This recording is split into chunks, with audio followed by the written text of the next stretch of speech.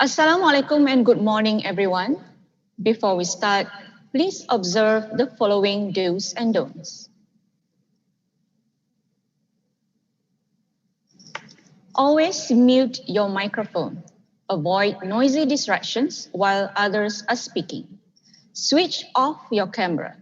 Dress appropriately if you want to turn on your camera. Minimize distractions so you can focus on the webinar. Stay seated and stay present. This webinar is only for 2 hours. Keep your question minimal and on the topic. You can ask questions using chat option.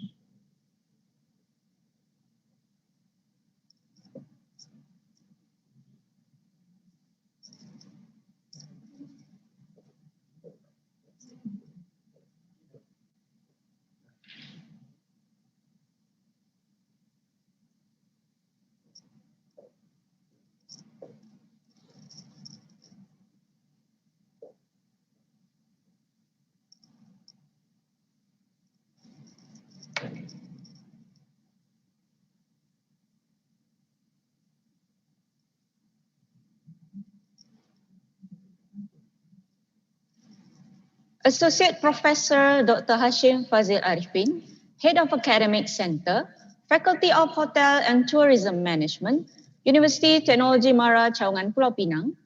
Our speaker for today, Professor Dr. Cihan Cawangan from University of South Florida, United States of America. Professors, associate professors, doctors, lecturers, and all audiences. Welcome to the International Webinar on Publishing in High Impact Journals webinar series, Common Reasons for Paper Rejections in High Impact Journals. Assalamualaikum warahmatullahi ta'ala wabarakatuh and a very good morning. This international webinar is jointly organized by Faculty of Hotel and Tourism Management, Universiti Teknologi Mara Cawangan Pulau Pinang, with ESTEEM Journal of Social Sciences and Humanities, Universiti Teknologi Mara Cawangan Pulau Pinang. This program is now live streaming via IJCHT YouTube channel and IJCHT official Facebook page. Ladies and gentlemen, without further ado, I would like to invite Associate Professor Dr. Hashim Fazil Arifin, Head of Academic Center, Faculty of Hotel and Tourism Management, Universiti Teknologi Mara Cawangan Pulau Pinang, to deliver his speech. Please welcome. Thank you, Moderator, Dr. Nur Hayah Ahmad from UITM Cawangan Pulau Pinang. Distinguished speaker, Professor Dr. Cihan Cawangan, University of South Florida, Sarasota, Manatee, USA.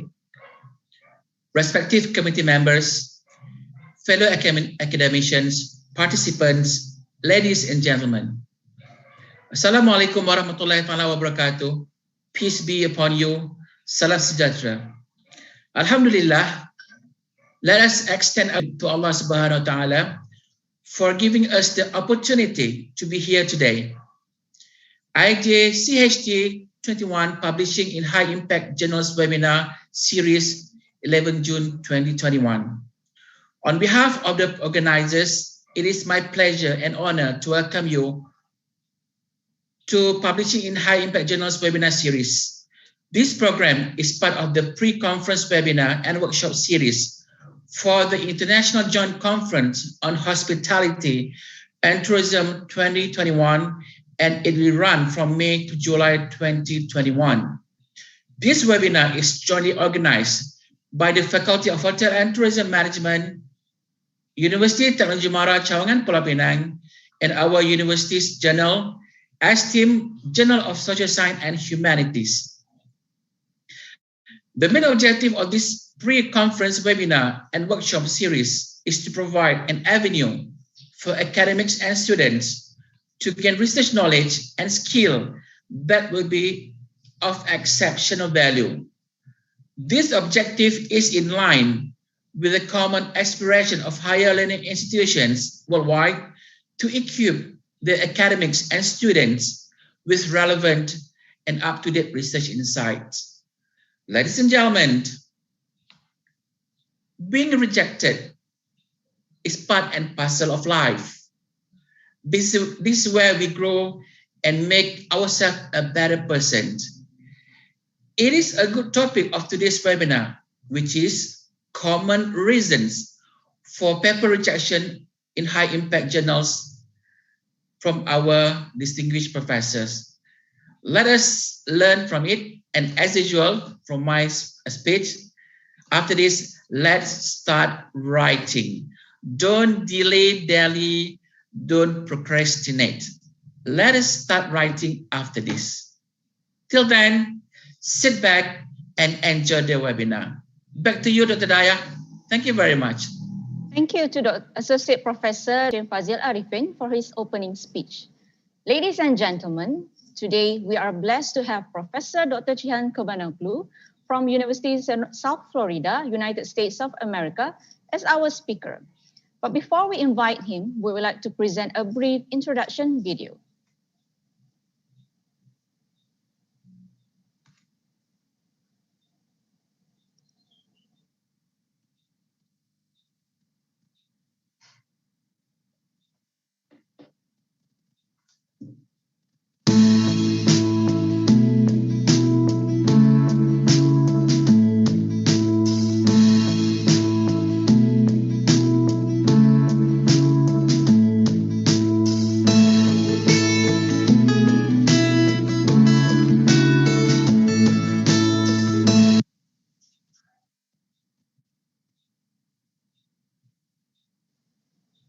Now, please welcome Professor Dr. Chihan to deliver his talk. To all attendees, if you have any questions related to today's webinar, feel free to post on the chat box. Please welcome Prof. Dr. Chihan.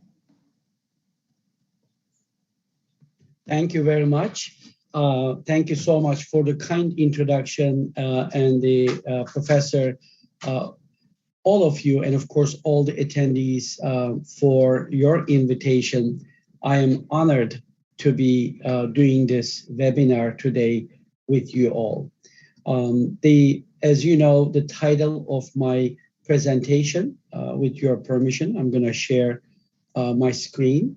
It is the common reasons for paper rejections in high impact journals.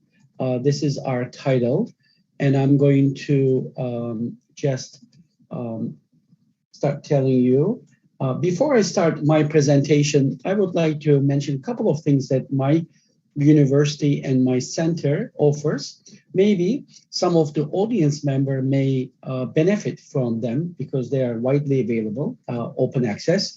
One of them is our MOOC course, Massive Online Open Course, Post-Crisis Hospitality Management Certificate Program.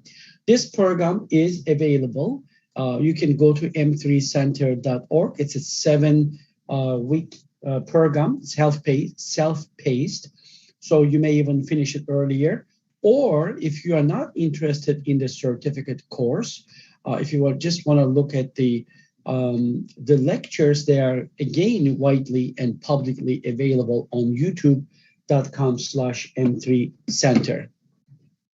And then we also have another course which is just finished. This was a certificate class, Diversity, Equity, and Inclusion in the Workplace. It was a 7-week program, again, 14 hours. Even though the certificate program closed, all the contents of the courses are available, again, on this particular website, mooc.academiacentral.org. Or you can go to youtube.com USF College of Business, which is my college where the School of Hospitality and Tourism Management is located. Or you can go to mooc.academiacentral.org. There is actually several courses there. They are all free of charge. MOOC is open access. You can, for example, the one on the right-hand side here is using crowdsourcing, which is something that we're going to mention today. But yet, I will not go in detail, but if somebody wants detailed information about crowdsourcing to collect data in social science research, you can actually do that at your own pleasure. About 2 weeks ago, M3 Center at the University of South Florida have actually organized a conference. And of course, we will be organizing another conference with you in September. So I look forward to this. But This one also, all the contents, the keynote speakers, as you can see, Jonathan Reynolds from Oxford University, Russ Klein from American Marketing Association, Marcus Rack about TikTok marketing. And so, for example, excellent session on qualitative research with Rob Nawaz Lodhi. These are all available at glosserve.org. If you go to Glosserve, this was about blockchain technology, a panel.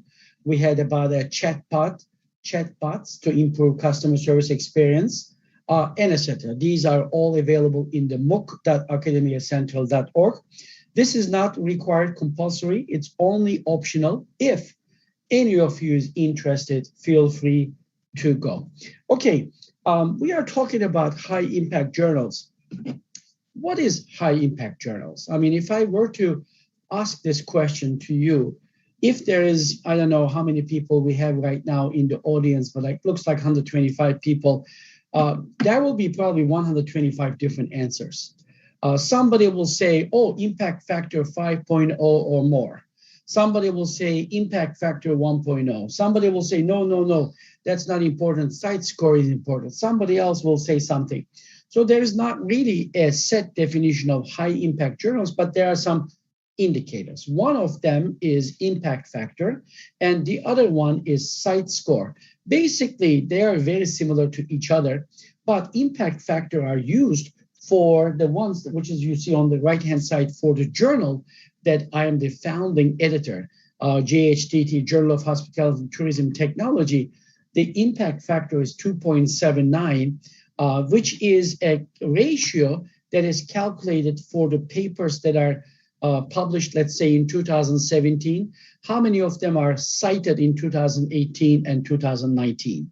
So for 2 years. Site score, same idea, but it's calculated for 3 years. That's why site score usually is higher, because it takes the count of 3 year citations for a given year for that reason. So as you can see that the site score for JHTT is 5.0 for 2020. It has been increasing steadily. So it's very, very good increase in both of the impact factor is 2.79. This is the first impact factor for this journal because it's a new journal. This is a young journal. It's actually 11 years old. It got accepted into SSCI in its 9th year, which is quite good. We also published 3 different journals. These are open access journals. They are relatively new. They are not indexed in SSCI. Hopefully, they will be indexed soon. We are working very hard, but they are all open access.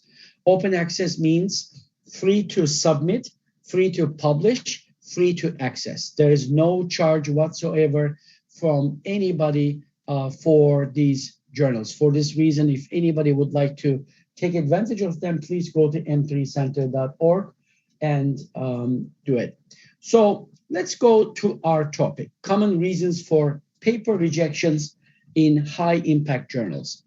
There is not really a 100% answer to this one, but I will tell you some of my experiences over the last 10 years as the editor of now as an SSCI journal, but I also edit 3 other journals. So it doesn't really matter what kind of journal that you are talking about. Rejection is rejection. I just want to start my talk with you that I, even today, as the editor of 3 or 4 journals, SSCI journal, I also get rejected. So this is not the end of the world. It is part of the life. It happens to everybody. I was rejected myself, and I have rejected some top scholars' papers for different reasons. And there is a good reason for of them, and we are going to talk about this in this particular talk. And before we start, for example, high impact, as I told you that there are some indicators of high impact journals. One of them, the most common one, is SSCI index. So what is SSCI index? SSCI index is not like, for example, high impact journals. It's quite clear what it is.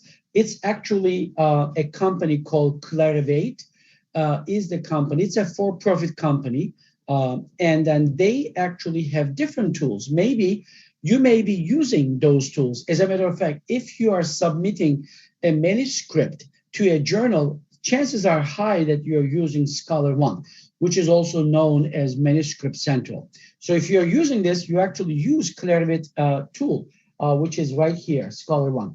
EndNote is the referencing system. Publons, probably you also use it. It's the get credit for reviews. So you as a reviewer, if the journal that you are reviewing support this, that you may be using this. Journal Citations Report is a report which, by the way, the Impact Factors 2021 will come very soon. Every June, they publish the Impact Factors for the previous year. So we are going to hear for 2020 soon. And then, of course, they have one arm of offerings that they do is called Web of Science. And here we are talking about SSCI. So if a journal is SSCI, does it mean that 100% is high impact journal? Even though the answer may not be yes to this one, but big majority of SSCI journals are good journals for different metrics. When I say metrics, these are impact factors, which is what is the impact of an article is measured at how many times it is being used in other articles. But let me tell you one thing. Is this the only quality of an article or a journal? No. I'll give you an example. I have a very good friend. Her research area is archaeology. She actually goes into very specific side of archaeology. When she published a paper, how many people in the world are working on, BC 200-year vases that are found in archaeological, gatherings? So does that mean that her article is not good, not quality, because only one people cite it? Not really, but quantity. People like quantification. They like numbers. They like rankings. And these cite factors or impact factors do provide that. For that reason, we are seeing that like this. So if you were to count the number of journals, nobody knows this, by the way, but some people estimate that there are more than 100,000 journals in the world.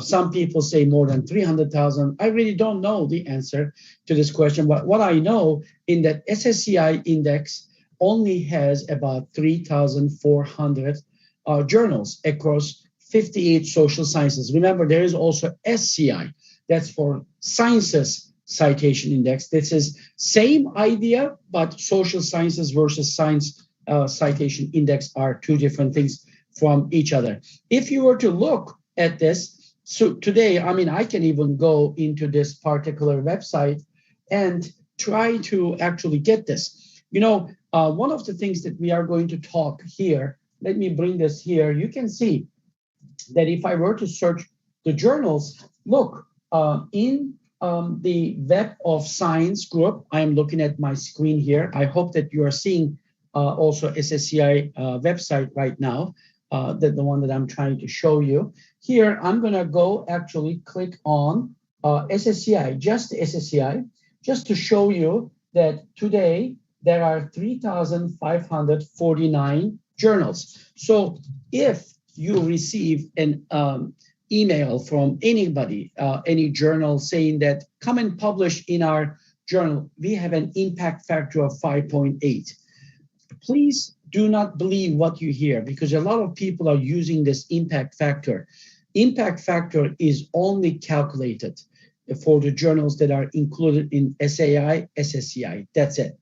And to be able to check if the journal that you are interested, whatever that journal might be, is that you need to come to this official website of SSCI index articles, and you can now look at here, and you can actually work to just even look at only business articles, and you will be able to go and look at hospitality if you want. You can type this if you were to click on the category. For example, I can write hospitality, And you will see that in hospitality, how many SSCI journals? There are 58 of them. That's it.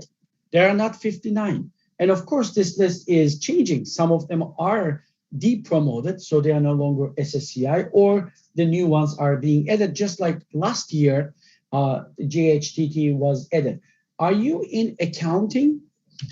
Let's say that your field is accounting. Don't worry, you can come here and click on it, and you'll be able to see. I'm going to get rid of hospitality here. Only 17. If you're accounting major, you have only 17 journals that are included in SSCI index.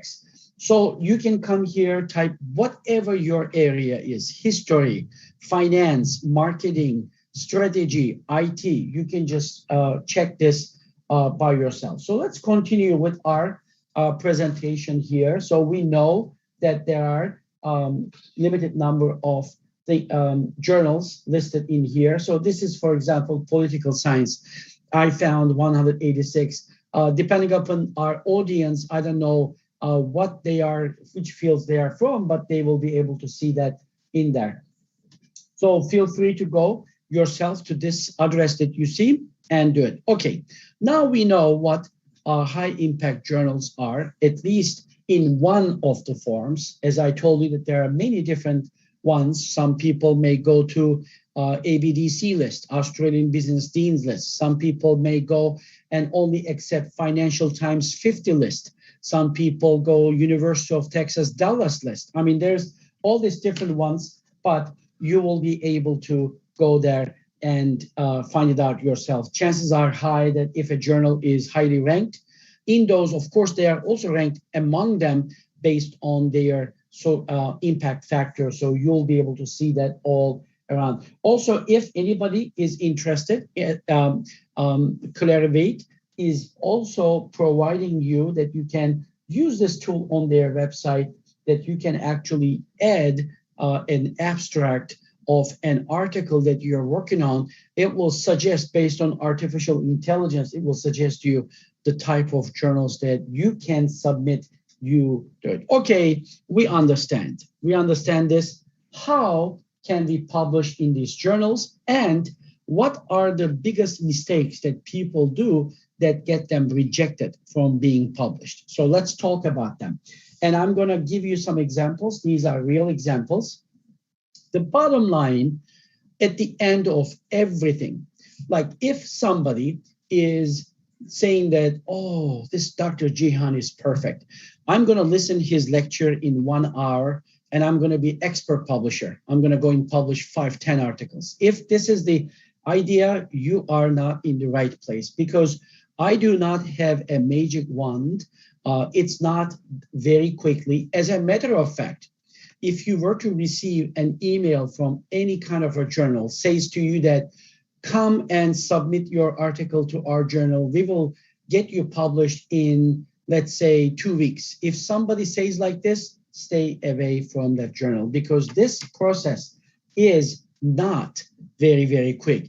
You may have known that Ralph Waldo Emerson have actually said that life is a journey, not a destination. So I'm going to change this saying here. Publishing is a journey, not a destination. It's not just one thing, but you are doing this wonderful university and the conference that we'll be organizing together are doing such a great job by putting this series in this publishing in high impact journals webinar series are very, very good, because it's part of this journey. We are in this thing in together. Journey means that it never ends, it never finishes. You keep learning all the time and every time. So in terms of as you know, what we always say, publishing is a journey, not a destination, that I would like to tell you that publish or perish is one of the first things that was taught to me when I was a graduate student. They told me that you need to publish or perish, because publications is what sets your reputation as a person, and that is very, very important. Okay, before we go into specific examples of rejections, the mistakes that people make, let me tell you some of the top ideas. You know, when I was invited to do this webinar, I just put on my Facebook, maybe some of you on my Facebook, I put there, what is the main reason that you got rejected? I asked my Facebook friends. I got many, many responses. And I will tell you that one of the top ones that in my little survey that I've done on the Facebook is that the second one, relevance and extension of existing knowledge, was number one. But let's talk about them very quickly. Originality. What is new about this subject, treatment, or result? What do we mean by this is that you need to really look at what is going on in this field. I'll give you one example. I'm in technology, hospitality technology, and I have a journal. So I'll give you an example. If you send me a paper, and this paper is about TEM, Technology Acceptance Model. How many papers are there in about TEM right now? If you go to Google search, just put Technology Acceptance Model, you'll probably find, I didn't do this, but I bet that you will probably find thousands, if not hundreds of thousands of papers that have been done about Technology Acceptance Model. So if you were to send me a paper about Technology Acceptance Model, in your cover letter or in your abstract, you need to make it very specifically tell me why this paper is actually different than before. Because if you're doing the same thing, perceived usefulness and ease of use, cause, intention to use technology, we already know that has been tested a million times. So it needs to bring something different to be able to explain why we do these things. So that brings me to relevance and extension of existing knowledge and methodology are the conclusive, valid, and objective. While we are talking about this, we are also talking about the rejection reasons as well. We will see soon. Communication, clarity, structure, and quality of writing. So you may say to me that, Professor Jihan, you talk about clarity, structure, language of quality of writing, but you're not even born in America. Yes, I was born in Turkey.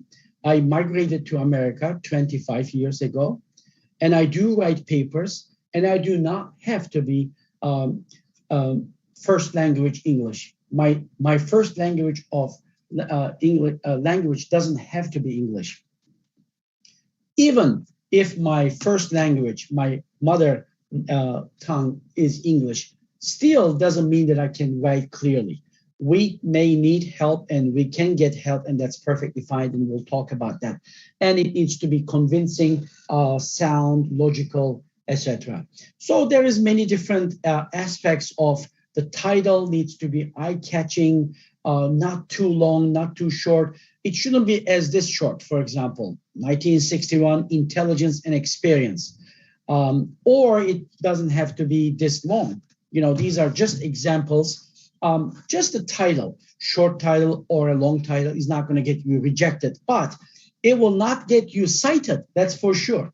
So title is important. Once it's been published, once it's been accepted, that you need a good title so that you can actually get cited by other authors, because when they put those keywords, they need to be able to get you. So what you see here is a research methods class. If I were to teach a research method class, I would just tell you that, dear students, here is the components of a research paper: title, abstract, introduction, literature review, methods, results, discussion, conclusion, theoretical and practical implications, and limitations. These are the ones, right? That's perfectly fine.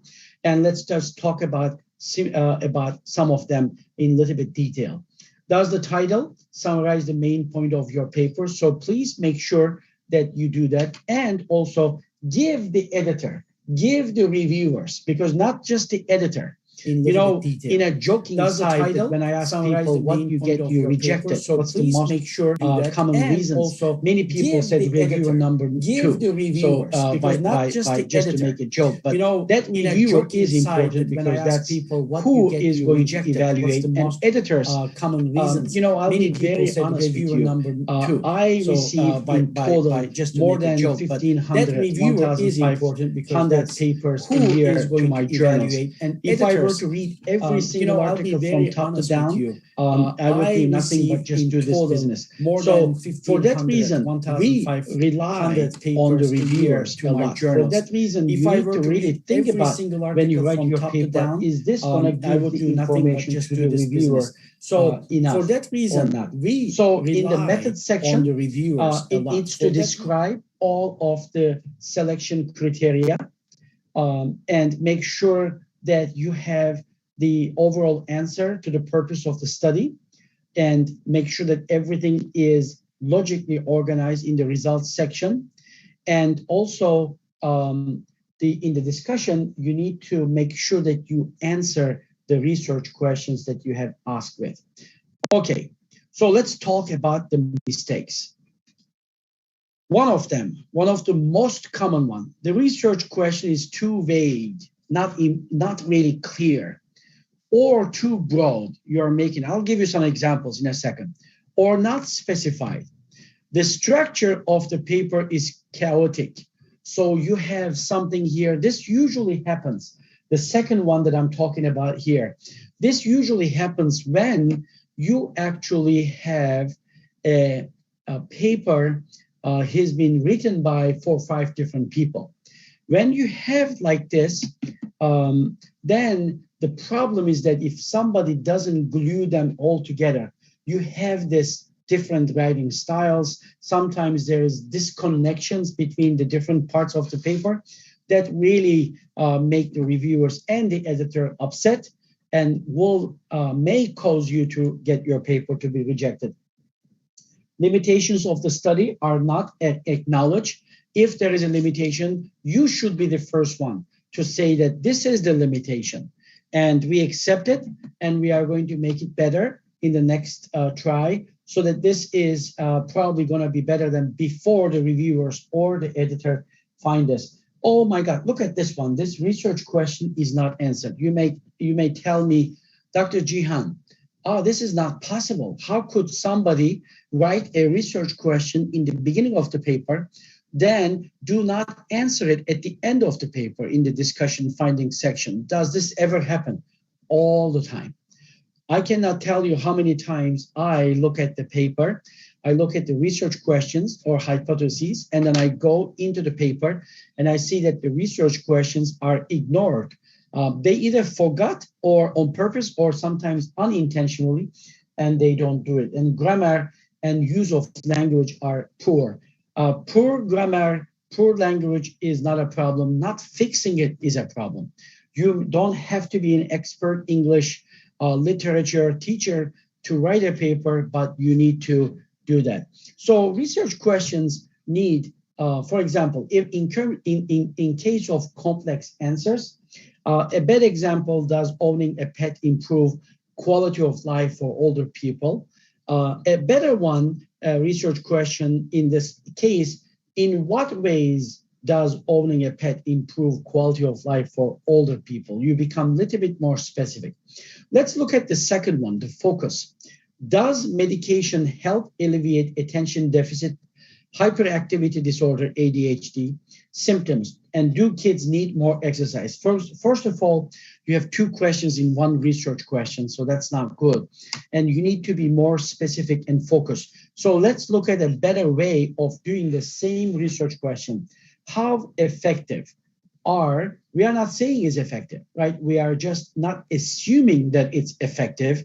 We are going to find out how effective are the various types of medication in treating elementary students with ADHD, because elementary can be different than middle school, high school, or adults, or whatever. And not to ask for opinions. Your research question should not ask opinion. Which national park is the best is a bad research question. A better one is what features do the most popular national parks have in common? In terms of continuation, a little bit more examples for you. Some of the bad examples and a better ways of them. How do artificial sweeteners affect people? When you say that you're not really specific, which kind of sweetener? There's so many different sweeteners out there.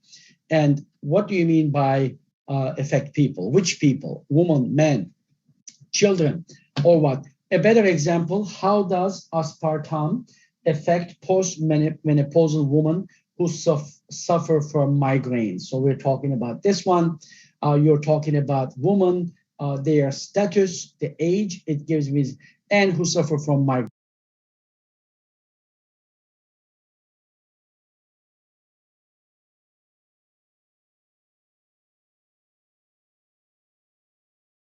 Suffer from migraines. Another example, what are the advantages of disadvantages of cell phone use in schools?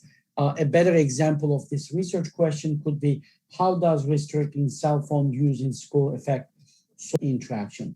So you can look at the other ones. I've provided here some more examples for you, and they are some of them. Okay, let's talk about some other mistakes that people do when they write. Some of them are already, obviously, when we tell you how to write a good paper, we are also telling you what not to do, right? If you do this, the reverse one would be the mistakes. Vague research question and going off topic. Be very careful about this. Many journals now, even SSCI journals, have reduced the word limit. For example, if you were to submit something to JHTT, you are going to tell me whatever that you're researching 6,000 words or less, including references, tables, everything.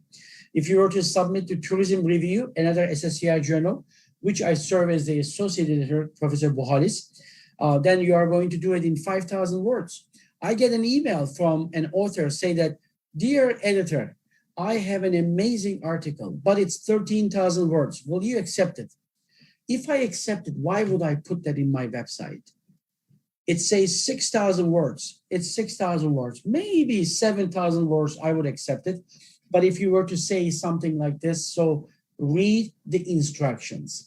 And if you're targeting a particular journal, let's say that you say that, you know what, my article is really a good fit for JHTT. I'm going to send it to Dr. Jihan. If that's what you're going to say, look at the guidelines before you even submit. So 6,000 words, make your paper accordingly. Misformatting the paper, this is what I'm talking about here. Using very complex language. Make sure that you can tell the story to anybody who can read, especially reviewers as well. Poor abstract is going to get you off. Sometimes editors read only the abstract and can reject you, desk reject you based on the poor abstract. Ineffective keywords, this may not cause you to be rejected, but it will again cause you not to be cited. Remember, your paper needs to be cited. One of the biggest criteria, key performance metrics for people is actually the number of citations that your paper get. For that reason, you need to really think strategically. What kind of abstract should I write so that people will cite my paper? They will like my paper, they will download it, they will read it, and they are going to cite it. Same thing with effective keywords. And please do not reveal your identity. It needs to be double blind and do not put the editors in a difficult situation. Usually this happens at the end of the paper, even though my editorial assistant, for example, checks them. But if it is hidden in the paper, I will tell you one example that one author has submitted a qualitative research. As part of this qualitative research paper, he had actually in his paper the quotations from the interviews. He has done interviews, and in the interview, it says Professor Jihan Chobanoğlu is a nice person. Like one of the answers actually revealed the identity of the author.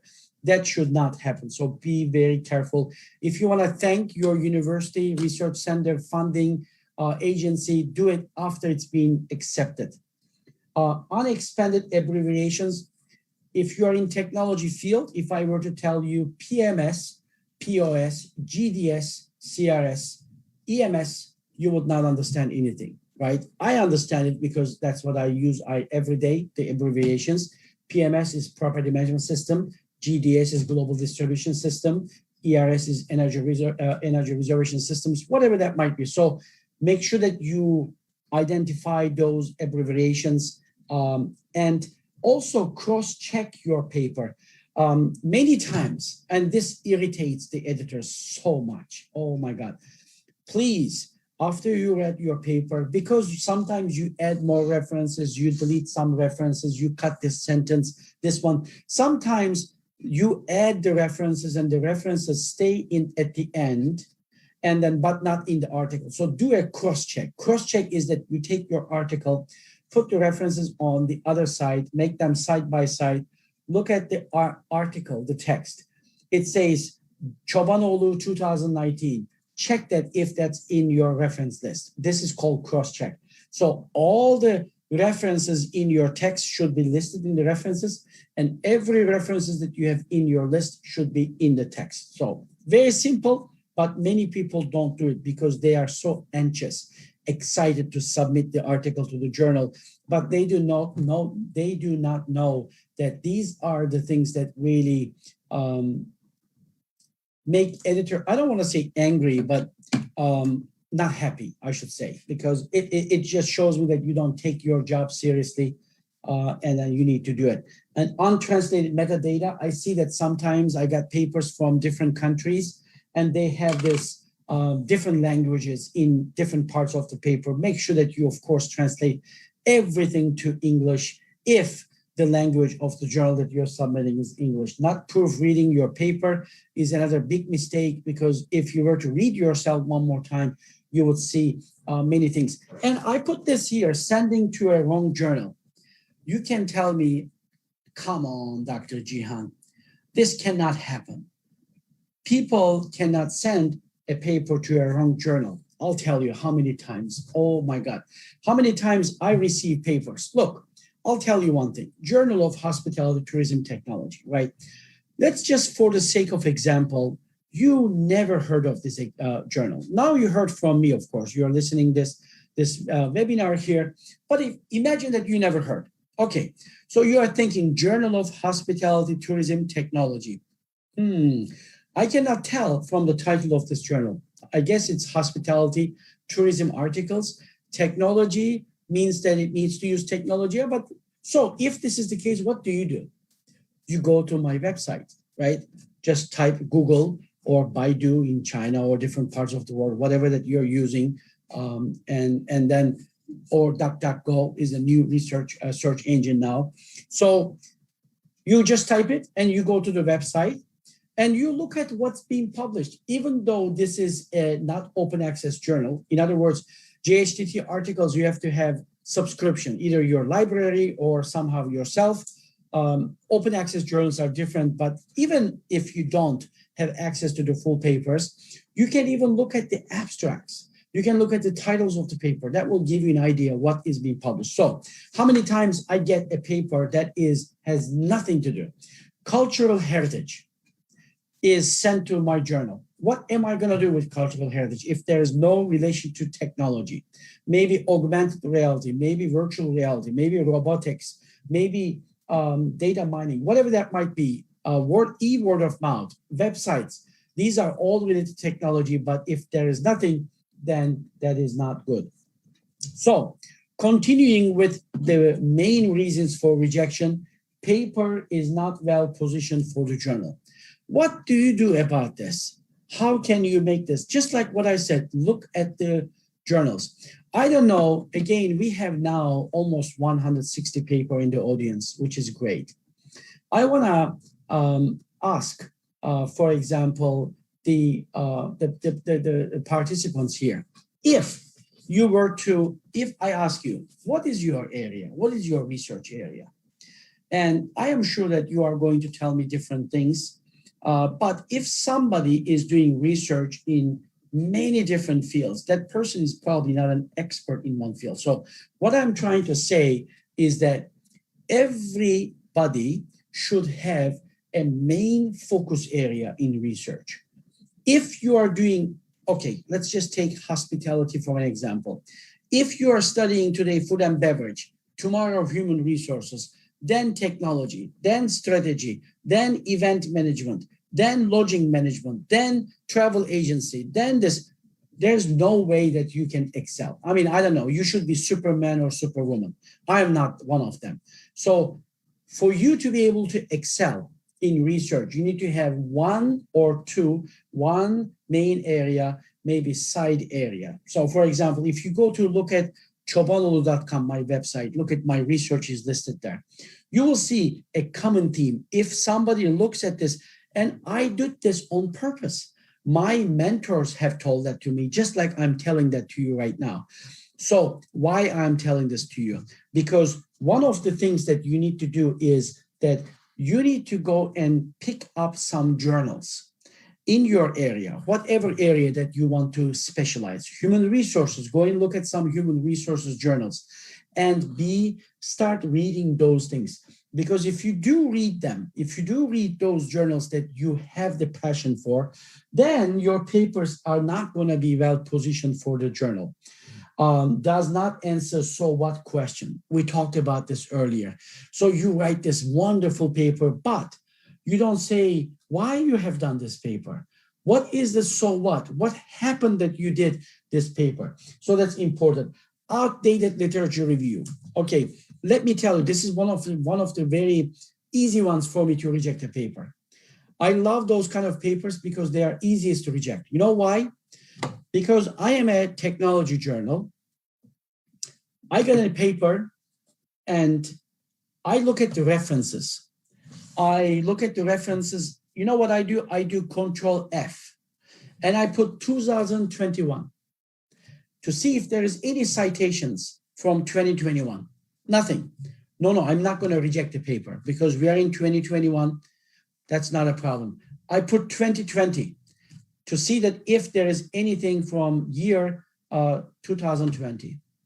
Nothing. 2019, nothing. 2018, nothing. 2017, 6, 7, 8. 2006. So you know what this tells me? That this literature review is outdated. Do you know what happened here? Maybe you can tell me what happened. You know what happened? Chances are very high that this paper was submitted to a journal and waited there for 6 months, then go into the 1 revision, 2 revision. At the end, it was rejected. Something didn't go right. The editor rejected, so it lost 1 or 2 years. And these authors did not update the review of literature, did not update the paper. They just took that paper, submitted to another journal. Now they submit it to my journal. And I see that a technology article should not have the most recent reference should not be from 2017. At the very least, I would like to see 2019 and 2020. So make sure that if your paper is rejected and you want to send it to another journal, of course you should, if you believe that's still a good paper and you can fix it, the paper based on the comments. And if you're lucky, when your paper is rejected, that you are going to get actually some feedback from the editors. And what was promised, what is not delivered. This is remember, research questions are asked, but there's no answers to those research questions. So that's important. We need to look at that one. Okay, this is a journal article about if the authors check their references. Look at this. Somebody have done the study. It's an old study, but out of the 31% of the 150 references have citation errors. So this is a common problem that you see. A lot of people talk about this, but don't do it. So this is what I'm talking about to you about the cross-check. So please make sure that you cross-check your papers. And here is what do peer reviewers detect? I am not going to tell you, but this is the Royal Society of Medicine. Their reviewers actually did analysis of why papers are rejected. And here is why they are rejected. Look at this. It's very similar to what we already talked, but there is some different ones. That's why I want to go over this very quickly with you.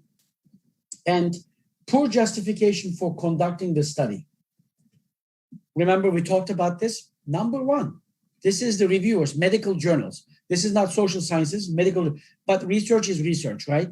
Biased randomization procedure, because it's a science journals, science articles, randomization is very important. If you are doing COVID vaccine, is it effective?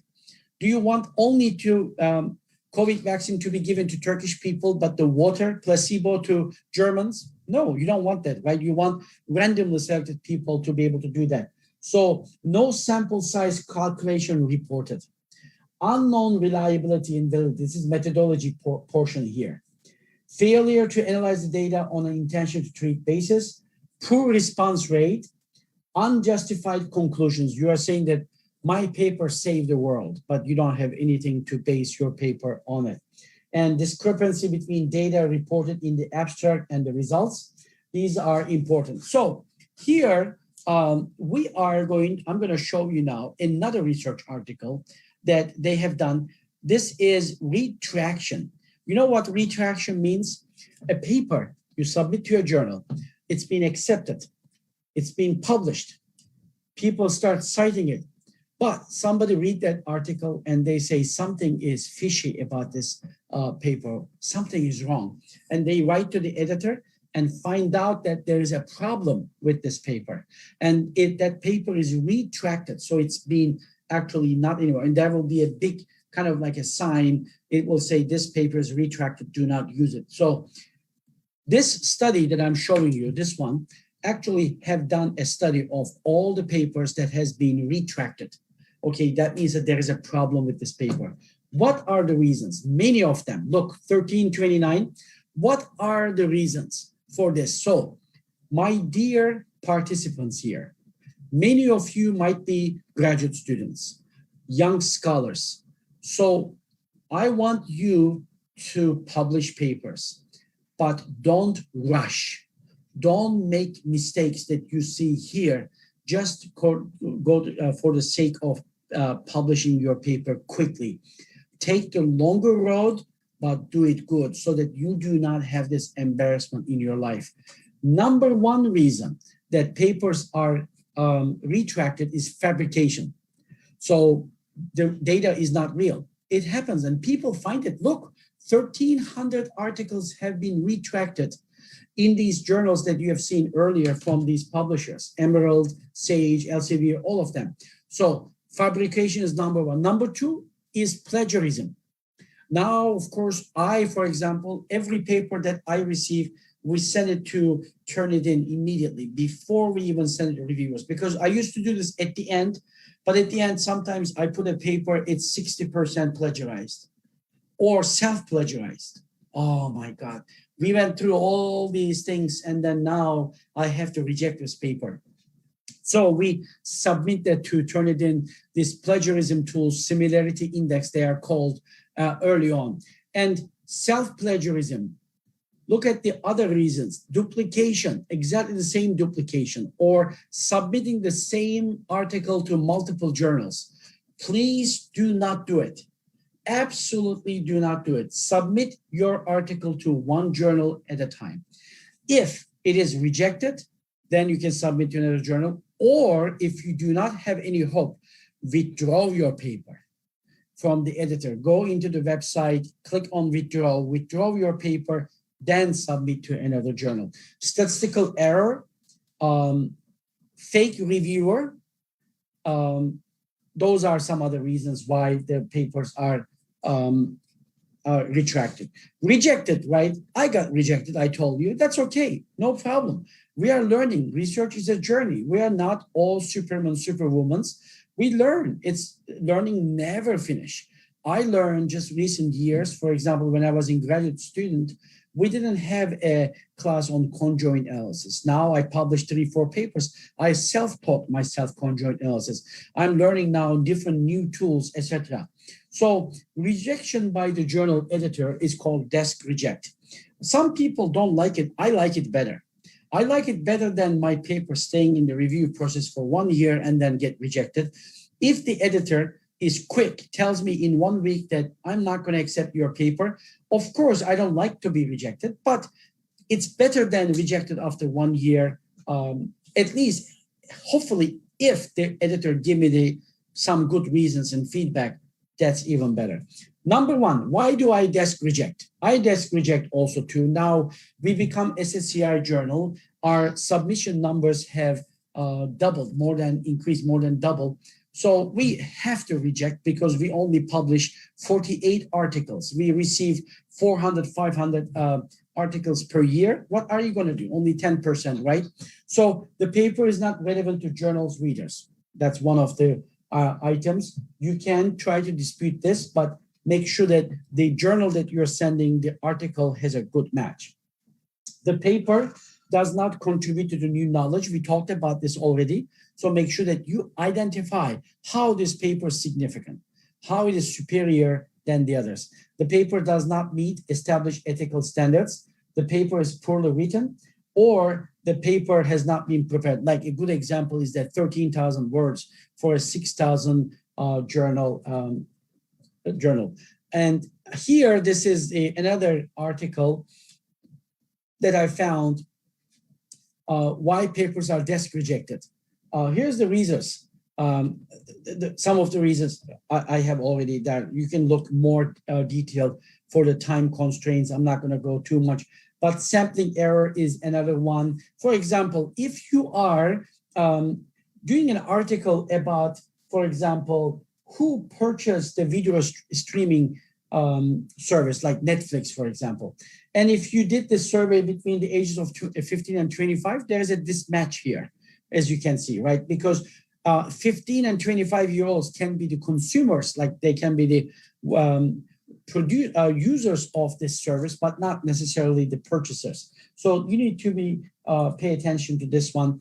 And what to do, how to do. Very quickly, how long time do I have? If you please remind me how long time I have left for this portion.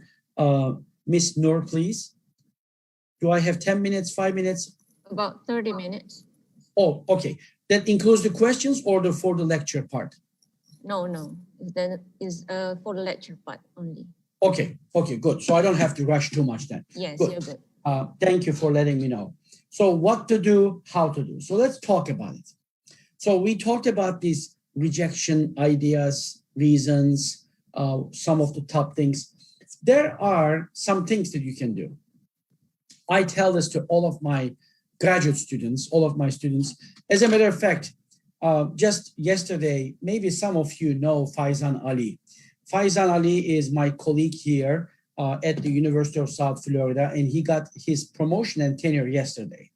We celebrated him, and I serve as his mentor. He is like a brother to me because I met him in a conference in Thailand in 2013. It was AGBA conference, and then he listened to my presentation. He asked me some very good questions.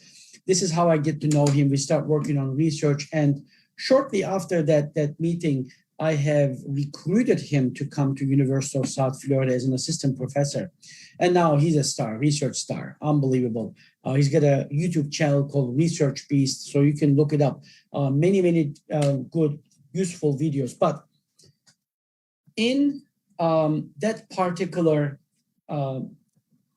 meeting with him, when we are doing this in this part, yesterday I reflected on my mentors also. Like, he thanked me for being a mentor to him, but I also remember, as a matter of fact, today I just wrote to one of my mentors, which I didn't call him for a long time. I just realized, and I just said to him how much I appreciated him, who gave me what you see on your screen. So what is the key to good research? Remember, I told you, there's no magic one like this. Paper is born, right? It's a journey. So this journey starts actually with good research topic. Okay, good research topic, Dr. Jihan. How do I get the good research topic? Good research topic starts with good knowledge of the literature. Oh, I need to read the literature. What do I do? How do I know about the literature? So you get the good knowledge of the literature with a lot of reading. You need to read and read and read. What do I need to read? You need to read journal articles, industry magazines, attend industry shows, conferences, social media. Even social media can be a very good material to fill yourself with research and trends. What is going on in the industry, in the world today? LinkedIn is a good example, for example. I'm not talking about this Instagram, just selfies. People are showing what they eat and where they go. Of course, those are all good. They are needed. They are part of social, but I'm not talking about from the research perspective, blogs, podcasts, talking to industry executives, etc.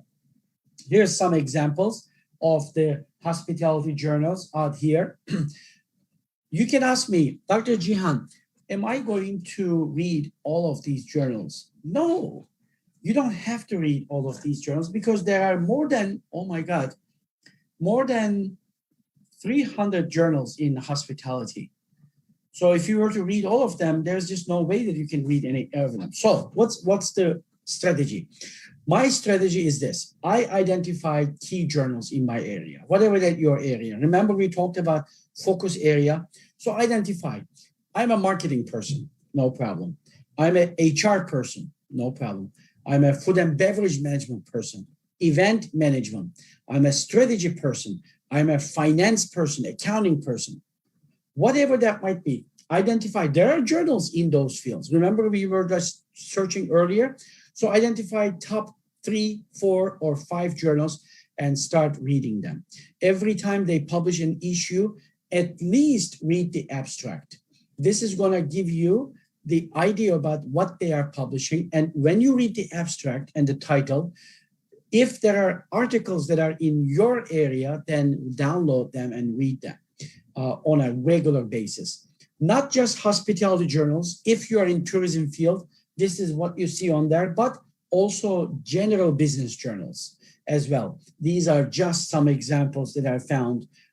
Obviously, these ones you don't have to read them. Whatever that your interest is a good idea.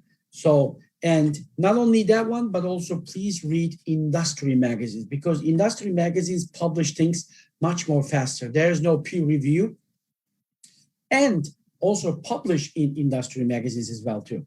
Make a summary of your papers and submit to them. Some people may be scared to do it before it's published in a peer review journal. That's perfectly fine. You can just look at these different magazines in hospitality area, for example, just to give you as an example, lodging, food service, restaurant news, hospital technology, design, hotel business. These are just examples, right? And the good part, almost all of them are free now. You can go and read them, or you can do it in the business magazines and journals. Again, most of them are free of charge. And you see this picture, right? Does anybody know what this is? You probably are noticing this. Some actually cultures don't know this, but if you do not know this, I am going to tell you that this is a chickpeas. Yes, somebody wrote that as exactly chickpeas. So I'm going to show this to you. So you are saying to me that, Dr. Jihan, what is the relationship of chickpeas to research? Let's continue. I'm going to show you one more picture. What is this next to the chickpeas? Kacang kuda. I guess this is in Malay, maybe. Somebody writes sedap panya. I don't know what sedap panya is, but this is tahini, right? So I have now in my picture chickpeas and tahini. What am I gonna make? If I show you these two pictures, maybe in hummus, yes. Some already 2 people said hummus. Exactly. So this is exactly what I'm talking about. So, dear participants, if you read and read and read, you will know what this is. This is chickpeas. This is the research in this area. This person have done a research in this area. This person have done a research in this area. So if you have these pieces, okay, if you recognize them by reading and reading, then immediately when I show you 2 things together, you will tell me that I will make hummus with this. What do you need to make hummus? You need chickpeas, you need tahini, you need olive oil, a little bit lemon juice, maybe water, that's it. You will put that in, you will put in a blender, you have a wonderful hummus, dip it in and eat it. This is what I was telling you about reading and reading and reading, because if you do read, you are going to get to know, you're going to recognize what you see, and you are going to be able to make wonderful, and of course put the lemon, and you're going to make this wonderful hummus. This is exactly what I'm talking about. So reading allows you to be able to go to 30,000 feet, 10,000 meter, bird eye view, I call it, bird eye view. Because as you read, or I will give you another example. Imagine reading is understanding the jigsaw puzzle. You know, when we were kids, we used to do jigsaw puzzle, right? I mean, even adults, they are still doing it. So you put the pieces together and then you make the map or you make the picture. So this is exactly what's going to happen to you as you read, especially focused reading, right? You focus and you are going to get to know what these things are. And then you will be able to do what I call gap analysis. You'll be able to look down, oh, this person have done this research. This person have done this research. This person have done. But there is a gap here. Nobody has touched this area. Nobody has introduced this variable into this phenomena. I want to do this. This is called gap analysis. As the more you do it, you are going to do it. This is from GHTT. Again, and if you don't have access to these articles, there's many resources like ResearchGate, then other ones that you'll be able to find. In terms of methodology, make sure that explain the type of research that you did, whatever that you have done. If you use conjoint analysis, tell them why and how. What are the metrics? If you use PLS SEM. One day, I never forget, one student came into my office, said that, Professor Jihan, I want to do my thesis. Okay, very good. I want you to be my chair of my thesis. Okay, very good. And I want to use Smart PLS. I said, excuse me? I want to use Smart PLS. I said, why? Because it's very cool. Everybody is using Smart PLS. I want to use Smart PLS. So of course, this is very wrong way of approaching the method, because method should not drive your research. Your research should drive your method. So for that reason, it's important that the method that you're using has a good justification. Please justify how you collected your data. Did you use crowdsourcing? If that's perfectly fine, but justify what did you do to be able to do it? How you analyze your data, tools or materials used in the research, and your rationale for choosing these methods. These are important to do. Readers need to know how the data is obtained. Unreliable method produces unreliable results. So you need to really identify if there is something like this, and you need to put that in your limitation. Hopefully that's not major enough to be able to get rejection. And the reader wants to know the data was collected, concepted with accepted practice. Now new journals, some journals, actually top level journals, even ask you to submit the data sets. Remember, fabrication was #1 reason for retracted articles. They don't want this to happen. So they even ask you to submit your data in some cases. So it's important to provide methodology, sufficient information to allow others to use or replicate the study. And there is also crowdsourcing. Crowdsourcing is perfectly fine. I don't know if you know, but Mechanical Turk is one example, or Qualtrics. To be able to use this crowdsourcing, it's kind of like, imagine like Uber. Crowdsourcing brings the survey takers and the researchers together, and of course you pay some money to people who take your surveys. It's perfectly fine. And there is a editorial that I and my co-authors has published in the Journal of Global Business Insights. You can look at that, find this article if you want. These are the best practices.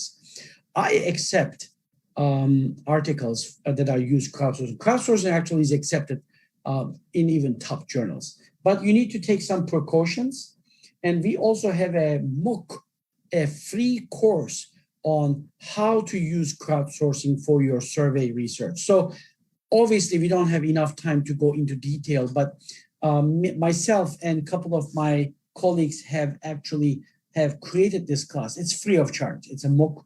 So feel free to go to mooc.academiacentral.org and enroll in this class if you want. And you'll be able to see all of these things that you need to do there. You know this journal, right? Journal of Service Research, one of the top journals in many, many different rankings. It's listed. Look at here. I'm going to show you some articles in this. If you go to this, why do I not have it? There you go. Okay, I'm in the, I'm writing MTurk there, right? I am in the Journal of Business Research, Service Research. Look how many articles have been published using an MTurk. Many, many articles have been used. Look, so crowdsourcing is okay. That's what I'm trying to say, that you will be able to use crowdsourcing as long as you take some precautions. How do you validate the data from there? So this is just a quick look into the website of this prestigious journal. And effectively, methodology should introduce methodological approach. One more time, indicate how the approach fits the overall research design. Look at these, think about those. Specific methods of data collection, explain how you intend to analyze your results, provide background and rationale for methodologies that are unfamiliar for your readers, and rationale, and of course the limitations as we already talked. Don't include irrelevant detail. Unnecessary explanation of basic procedures are no need. Problem blindness, you don't see it. Literature review is not dated or enough, and it's more than sources of information. And very quickly here, as we have said, there are 4 different things that you can do. New problem, new solution. New problem, old solution. Old problem, new solution, and old problem, old solution, I should say here, that those are one there. So as I said, there are many different sources of information for your literature to feed yourself. I call this to feed yourself. I give that as an assignment to my students. Read an article, 1 article per day, at least 1 article per day. So this is an academic article I'm talking about in your area. That's going to, and also look at the podcast, look at LinkedIn, look at industry shows, go to the conferences, etc. And we kind of like talked about the sources of research problems, existing theories, existing literature, social issues, etc. And in terms of literature review, the editors want define and clarifies a problem, not too long. Remember the word limit. Many journals are now cutting their word limit. Summarizes previous research. Remember about bird eye view. Try to go up and make a good summary of the journals. And keywords, search engines are looking at these keywords. This is how your papers get cited again, analysis and critique. And make sure that your review literature is compelling, novel, timely, and accurate. So make sure that you always check. And one of the biggest mistakes that people do, okay, imagine that you're submitting a journal article to my journal, Journal of Hospitality, Tourism, Technology, and you're writing about social media in hospitality. And I take this paper, I look at the reference list, there is not a single article from JHTT, but I publish maybe 30 articles on social media. So that should not happen, right? So you should do your homework. You should look at the articles in the journal that you would like to submit. And if those apply, of course, don't do it just to do it, but if they apply, make sure that you cite them. You need to show the editor that you've done your homework. You have research everywhere. There's no gap in there. Cover letter, do you need to have a cover letter? Not necessarily, not all the time, but especially if you want to show short cover letter. Don't write long cover letter. Sometimes I get like 4 or 5 pages of cover letter. Short and sweet, just tell the editor why this paper is good fit for their journal. Clarity of expression and readability.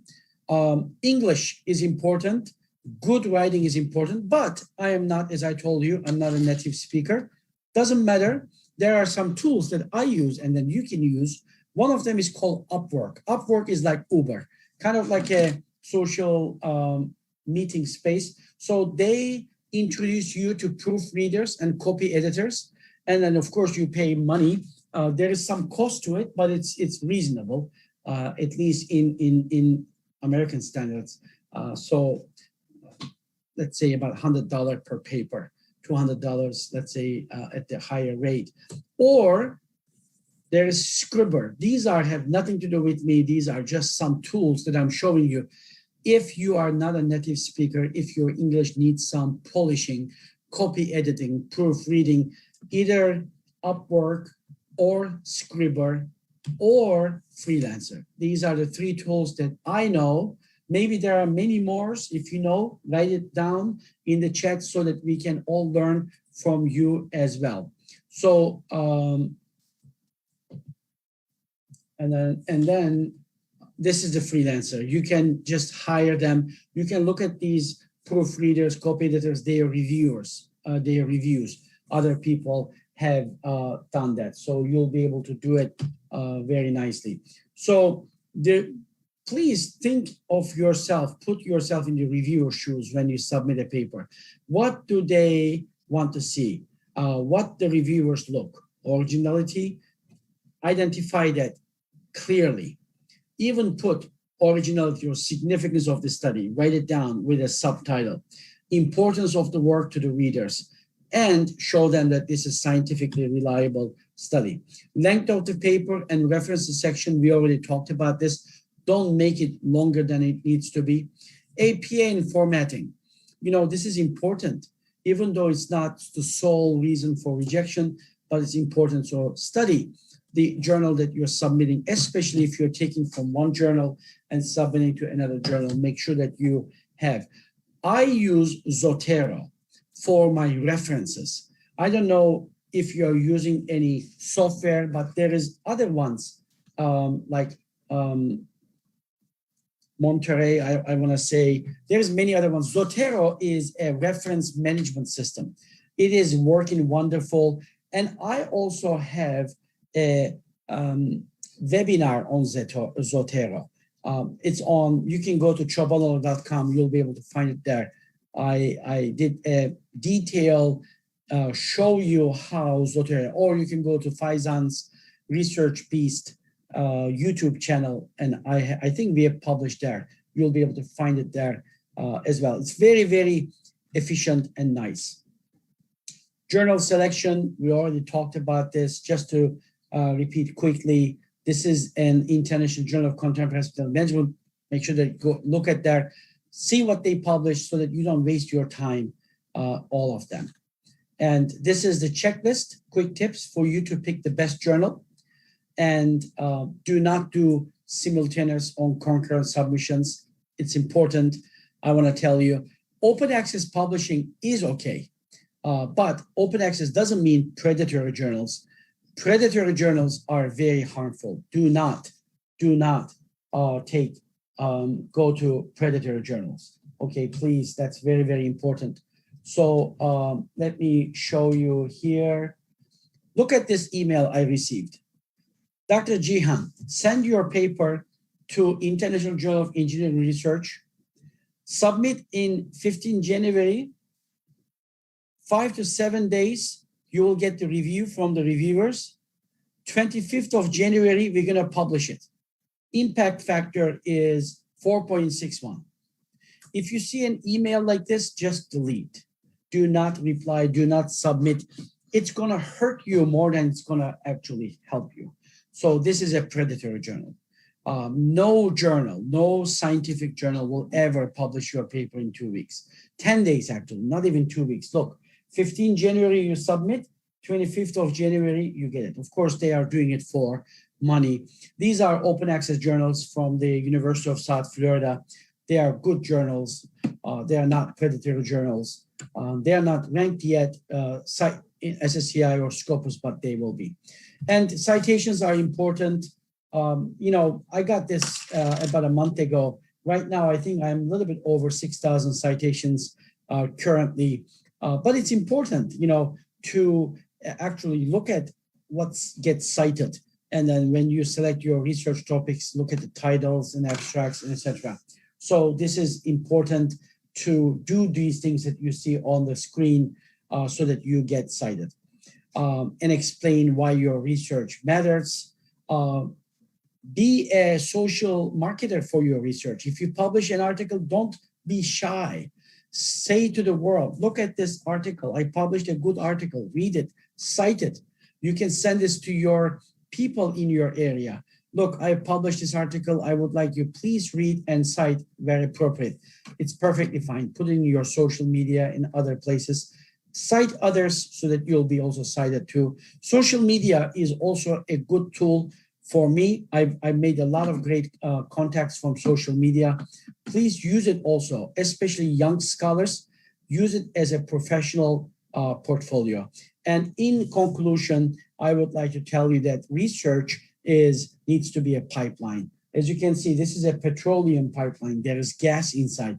When they push this gas from this side of the pipe, by the time it goes to this side, it takes long time, right? This is the research pipeline. So some of them in your head, this is your idea, research idea. Some of them you start actually the subject and the research questions, review literature, data collection, data analysis, writing the discussion, submitting the journal, baiting the reviewers. So you need to have in different stages the paper, 4 or 5, so that you have a steady publication thing. So thank you so much for your attention. I hope I didn't bore you, make you sleep. It's late here in Florida. These are my social media accounts. Feel free to connect with me. Of course, during now we will have some question answers, but even if I don't answer anything that you may get to ask, I'm happy to be connected to you in those channels that you see on there. Again, thank you for inviting me and giving me this opportunity to share my knowledge. Thank you, Prof. Chihan, for such a great sharing about the common reasons for paper rejections in high-impact journals. Thank you for sharing all the tips too, Prof. I believe that all the participants learned a lot from you today. Now, Prof, we will go to question and answer session. So Prof will answer some questions from audiences that were sent to us during the presentation. So our team has selected some questions. So the first question is, what is your opinion on high similarity index in the submitted manuscript from the author's own thesis? Will you reject or ask the author to revise? Very good question. Whoever asked that question is a very, very good question. So here's the deal. Remember, I told you that we are actually submitting, when we receive an article, we submit it to turn it in immediately. That's number one. And we also use authenticate. There are 2 times. We do it in the beginning, we do it then. So if in the beginning, a research similarity index comes 40%, and I cannot know who this belonged to, right? And then I will reject the paper. Usually we don't reject. I usually don't reject because I know that sometimes what whoever asked this question says happens. So I always give the authors a chance to explain to me. I say to them that your paper received a similarity index of 40%, one source 30%, 35% coming. Please let me know why this is the case. Because just like you said, so if this is the case, if somebody uses it in their thesis, which is, by the way, perfect, they should do it. They should utilize their thesis, their dissertation to convert them into at least 1 paper, in some cases 2 or 3 papers. There are 3 article dissertations as well. Explain this to the editor.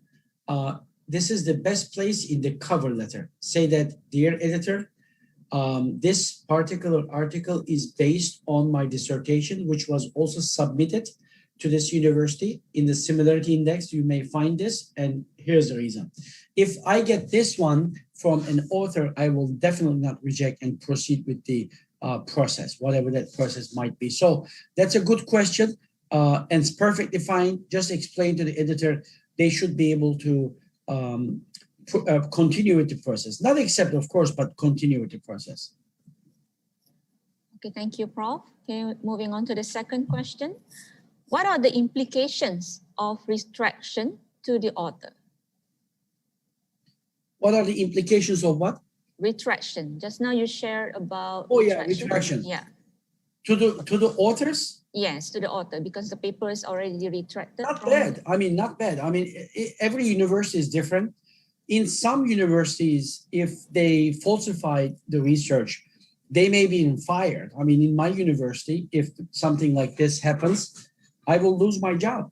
I mean, it's very serious. So in some universities, maybe, depending upon what the reason is, okay, self-plagiarism, maybe, you may not be fired from your university, but then you will be some precautions, but it's not good. Obviously, it's embarrassing, right? You don't want to be in that kind of situation. So that's why I'm telling you that there is no shortcut. Research publication is not a destination. You can't just say that I am done. I've done everything. No, there is no finish in learning. I mean, I am even learning today in the seminar as I am trying to convey my knowledge to you. Today, we just finished a conference. Last week, I was in another conference. So we just keep learning. So that's why do it the right way. Do it in a digestive. So don't eat all at once.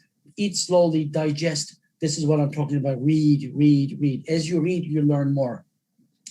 I want to tell you one more thing about this retraction thing, that if you are in a hurry, if you don't work on time, and then when you finally say, oh my God, I need to graduate, I need to write this paper, I need to submit my promotion, and then you immediately start doing it quickly, and then of course these mistakes then happen. Sometimes they are very appealing to you because it's quick.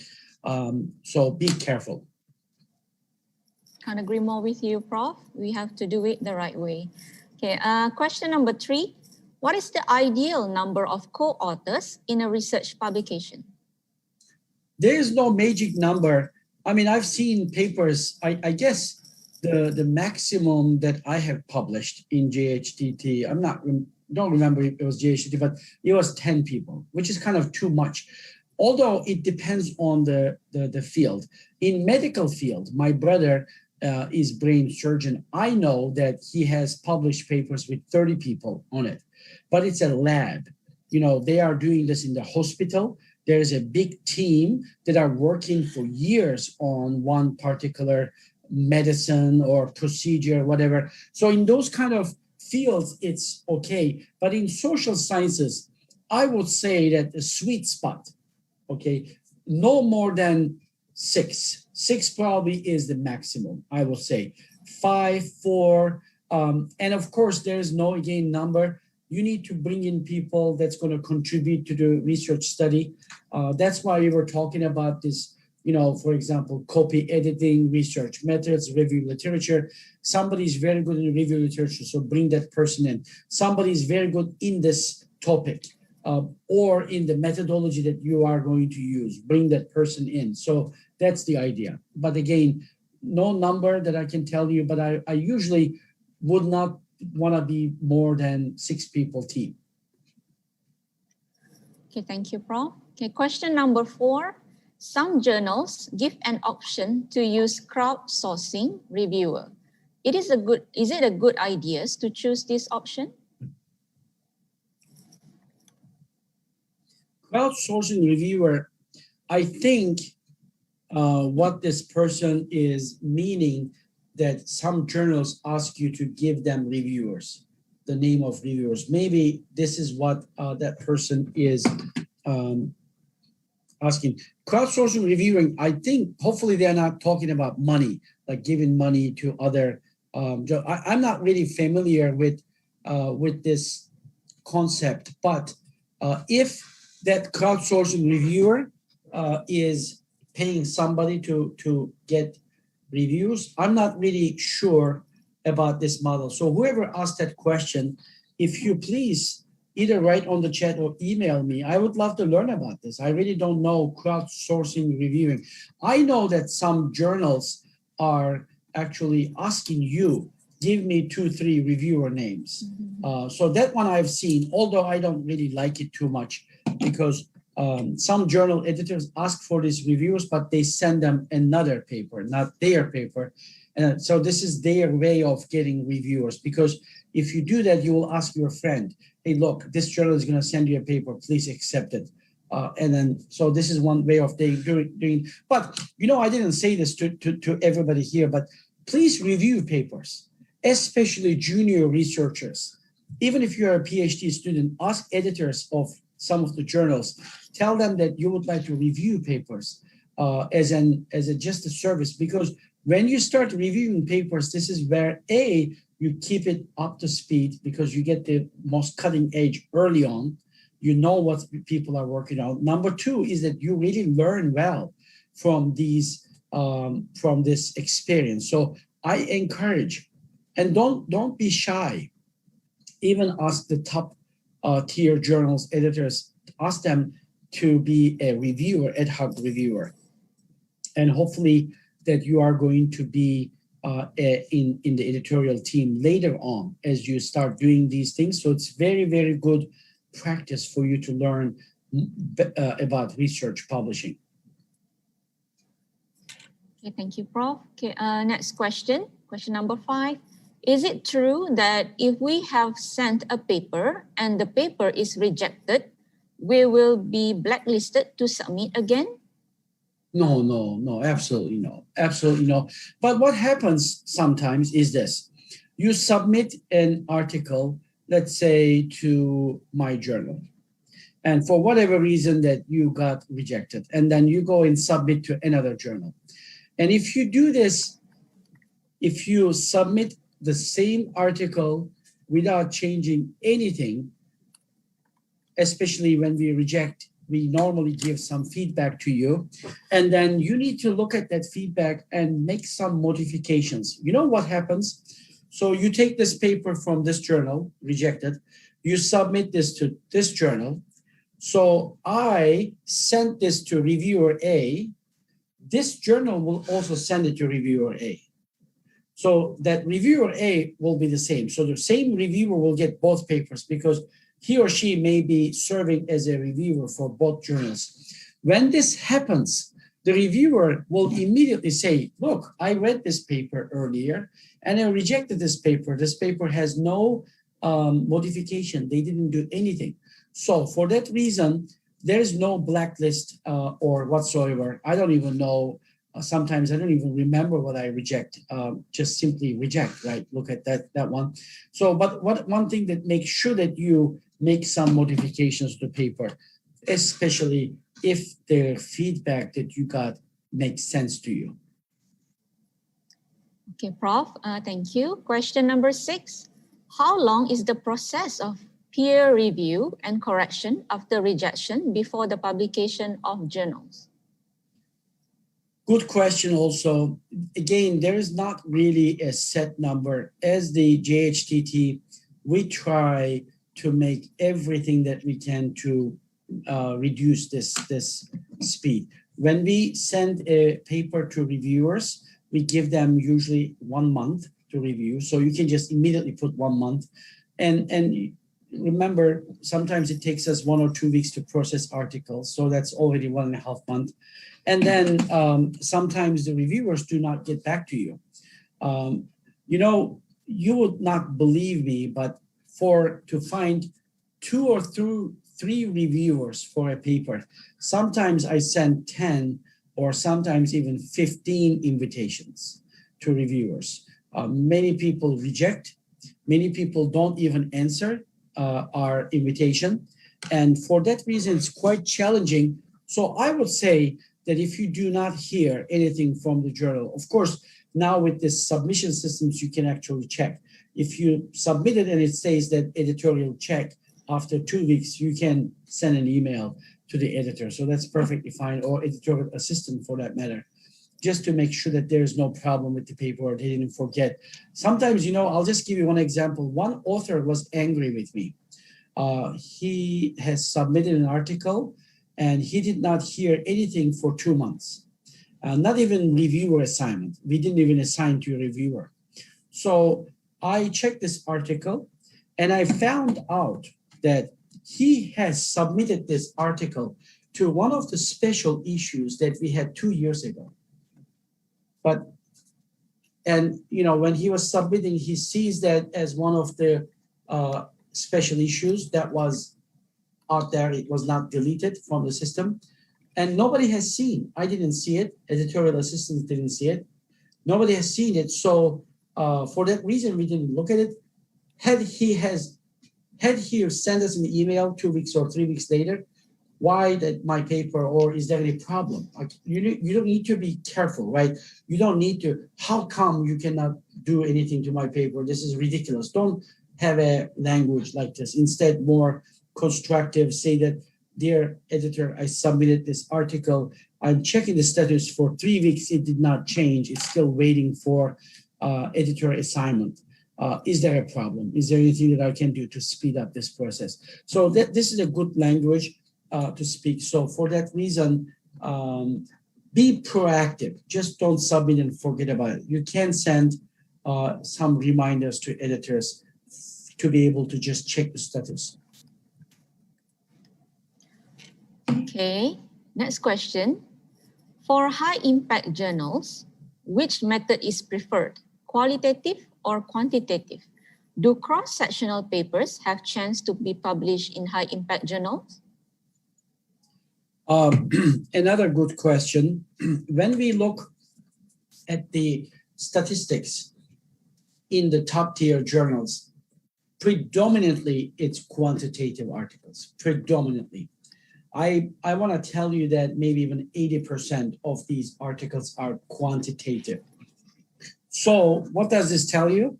That they like quantitative articles, or the quantitative articles are a little bit easier than qualitative articles. Although qualitative articles are becoming now more accepted, especially it uses a robust and a very good methodology. So whatever that might be, and there's very good experts on qualitative research. One of them is Rob Nawaz Lodhi. He's from Pakistan, and he's using NVivo, for example, as software. He's doing sophisticated analysis using qualitative data. So things like this, they get published, definitely. But if one of the best things, I think, is mixed methodology. I like mixed methodology quite a bit because it will give the people, it's going to actually give you to be able to get the best of the both worlds. I'll give you one quick example from a recent, one of my colleagues, students actually, another university now, she and I and another person are doing a study where we are using qualitative method to be able to analyze the restaurant pictures. And based on that one, we built a quantitative conjoint analysis study. So, and then this will also even increase your chances of being accepted into even higher level, FT, 50, UTD listings journals. Okay, Prof, thank you. Next question. What are the standard journal publication fees? Is it a normal practice for high impact journals? I have published, I think, 70 plus, more than 70 articles, peer reviewed, I'm talking about. Not a single of them are paid. I did not pay any money whatsoever. So I just don't do it. But should you not do it? When there's so many free journals, I say free meaning that free to publish, right? Maybe not free to access as an author, as a reader, but free to publish. I really don't see any value, in my opinion, submitting to a paid journal. Not all paid journals are predators. So there are some good journals. You know, if you want to do it, you can do it. But I've seen as high as $10,000, $3,000, $300, $200. I simply don't do it. And if you ask my recommendation, there are so many good journals that doesn't cost you any money. Just go and publish in them. Okay, next question, question number 9. How long is the average duration of publishing for Q1 journal or high impact journals? I think that this person is asking about how long does it take to get The average. In a Q1 journal. Again, this really depends. I mean, there are some journals. By the way, for JHTT, we just implemented new associate editors for this reason. We want to make this as quickly as possible because we now receive so many articles in submissions. For that reason, we would like to do this. I would like to, ask the authors, if you are curious about this, many journals put their submitted, revised, and published dates. Many of them do publish this one in their articles in the first page. Just looking there, if you see that usually from the date that it's submitted and the date that's published, it's 2 years, that means that it's going to take a long time. Some journals actually are very robust. And like I said, you can learn about this from the articles itself because it has the dates there. But let me just give you, I don't think that it will take less than 6 months, the whole process. That's for sure. Thank you, Prof. And we have for today, I know you have reminded us to submit to one journal at a time, but due to the time constraint, would you advise sending articles to 3 to 5 journals at one go? Oh, no, absolutely. Don't do it. I don't think that it's good. I mean, it's really not good. This is not a good practice. Obviously, if you choose to do so, you can do it. And many different reasons. One is that if you accepted more than one journal, if you forget that you submitted to this, and then see, this is one of the retraction reasons as well too. And then also remember those journals may be utilizing the same reviewers because every journal says one of the number one things that you say that this is original and is not submitted or published elsewhere, right? You accept this. So if you were to submit 2 or 3 journals, because I know what you're trying to do. The idea is to be able to save time, right? Because if you wait for one journal, 6 months, 1 year, it's rejected, then another one. That's why I show you the pipeline. Remember that pipeline? Make a research pipeline. Don't just do one paper, submit and wait. So create one paper. When this paper is being submitted, you should have 2 or 3 in the pipeline. One of them is in the idea stage in your mind. What am I going to do next paper? The other one is you're writing your review literature. That's why I want to tell the participants here that create research teams. These research teams are perfect. Maybe 4 people, 3 people, or 5 people. You get together, you meet in Zoom. Now it's easier to meet. And then you create a research stream. You say, Miss Noor, we are going to do a paper with you. So in the first paper, here's a title. You are going to lead this paper. So you're going to do the big chunk. And then this is your responsibility. I will help you with this. Second article, I will lead. The third article, you will lead. And they will all interconnect with each other. So this way you have a pipeline. So when you submit to a journal, one journal, the other one is coming, the other one is coming. So you will not really have this problem. If you look at my trajectory, my research trajectory, about 70 plus papers. So that's about 3 to 4 papers a year.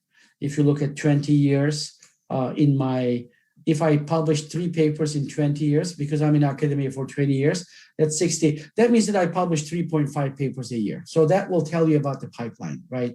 So that's healthy. I mean, I'm not saying I'm good, but Faizan Ali, for example, published already 60 papers. He's only a 5-year, academician. So by the time he's in my stage, he's probably going to publish 200, 300. It's just different, but it's good to have pipelines. So please do not submit to 3, 4 journals at the same time.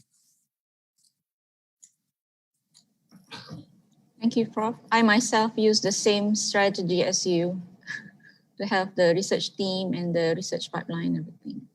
Okay, thank you, Prof, for responding to all the questions. Your answers are very insightful. It was a pleasure to have you with us today. Well, ladies and gentlemen, that wraps up our webinar.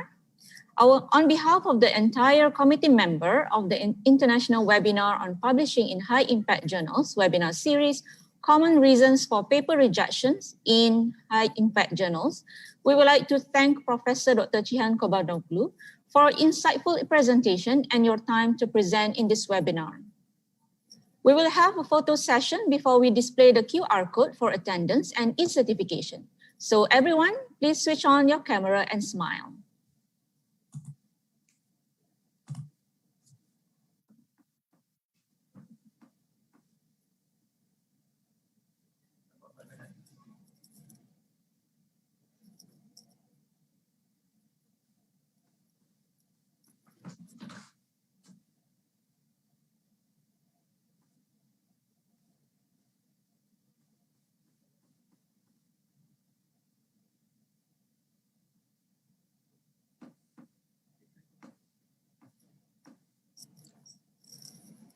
Okay, thank you everyone. To all attendees, don't forget to scan the QR code shows on the screen and fill out the attendance form. We will provide an e-certification as a token of appreciation for participating in the webinar. It was a pleasure to host this webinar and I wish you all a pleasant day. See you in our next webinar series. Thank you. Have a nice morning, day. Thank you. Thank you so much, Prof.